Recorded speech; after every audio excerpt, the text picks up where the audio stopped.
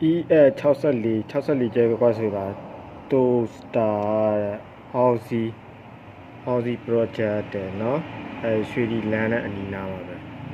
အဲ့ဒါအတီးဆိုတာဘာလဲပြောဆိုတော့အန်ဒီရဲ့ရှိတော့လုံရများဆက်လင်းစီကဲများတတ်မှတ်ခြင်းလုံရကွအန်ဒီရဲ့ကိုရှင်းပြတယ်နော်လမ်းမီပေးအတွက်ဆိုတာဘာလဲဆိုတော့လမ်းများဆောက်လုပ်ခြင်းတရားများတိဆောက်ခြင်းနဲ့နော်ရင်းတို့ပြင်ဆင်ခြင်းပြီးရင်လမ်းမီပေးလုံရများဆောက်လုပ်ခြင်းတစ်တလုံးဆိုတာ engineer စီးတဲ့ဟိုလက်စစ်တက်တိုင်တက်တက်ကနော်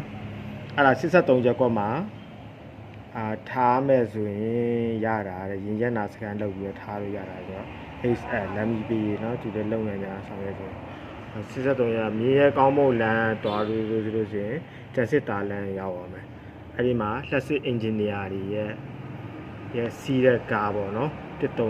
ကားမှယူရမယ်